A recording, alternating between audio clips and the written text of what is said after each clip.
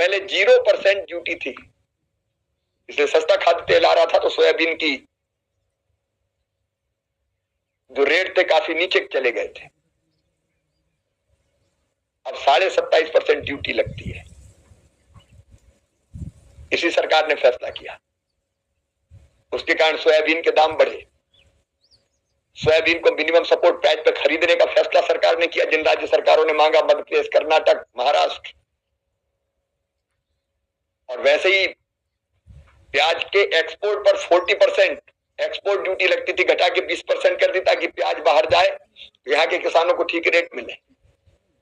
चावल के निर्यात पर प्रतिबंध भी हटा लिया गया है, और बासमती पर भी जो मिनिमम एक्सपोर्ट प्राइस लगी हुई थी वो समाप्त कर दी गई है। इसके कारण एमएसपी के अलावा भी किसान को ठीक दाम मिले, उसका काम ये सरकार कर रही है। मैं एमएसपी की दरें बढ़ाने के लिए और किसान हितैषी कई फैसले करने के लिए अपने प्रधानमंत्री श्रीमान नरेंद्र मोदी जी का अभिनंदन करता हूं, और किसान हित के ये काम, कृषि विकास के काम निरंतर जारी रहे। किसान हितैषी प्रधानमंत्री श्रीमान नरेंद्र मोदी जी की अध्यक्षता में आज किसानों के लिए कई महत्वपूर्ण फैसले हुए। आर्थिक मामलों संबंधी मंत्रिमंडल की समिति ने रबी की फसल, जो 6 मुख्य फसल होती है, उसके लिए न्यूनतम समर्थन मूल्य की आज घोषणा की है। और अब रबी की फसल के जो दाम हैं, न्यूनतम समर्थन मूल्य के, गेहूं के, जौ, चना, मसूर, सरसों, कुसुम, उनके प्रति क्विंटल जो नई दरें हैं, गेहूं 2025-26 के लिए 2425 रुपया प्रति क्विंटल खरीदा जाएगा।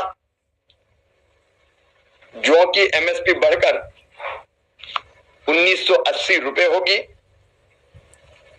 चना 5650 रुपया क्विंटल, मसूर 6700 रुपया प्रति क्विंटल,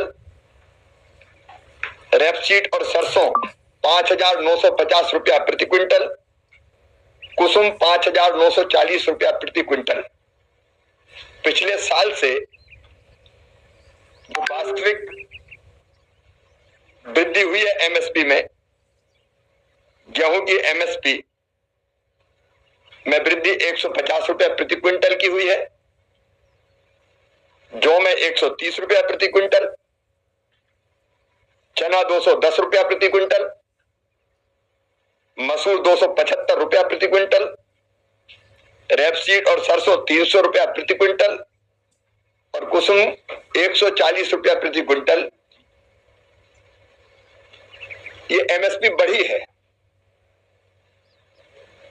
और लागत पर जो लाभ दे रहे हैं ये प्रधानमंत्री नरेंद्र मोदी जी हैं, जिन्होंने तय किया था कि वास्तविक लागत पर कम से कम 50% मुनाफा देकर, लाभ देकर किसानों की फसल को खरीदेंगे।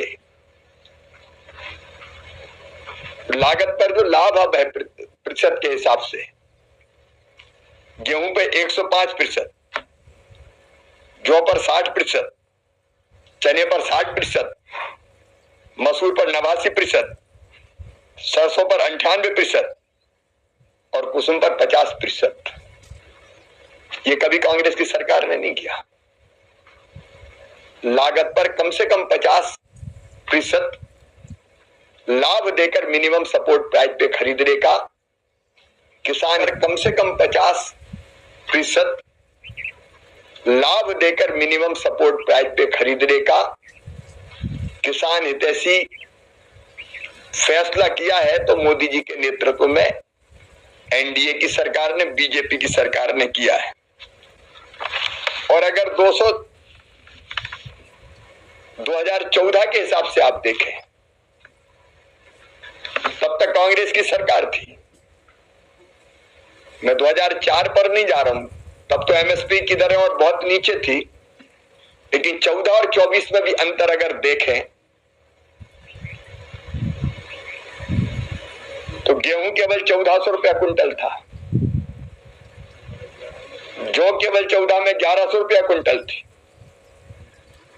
चना 3100 रुपया कुंटल था, मसूर 2950 रुपया प्रति कुंटल थी, सरसों केवल 3050 रुपया प्रति कुंटल और कुसुम केवल 3000 रुपया प्रति कुंटल बिका करता था, और वो भी खरीदनी होती थी।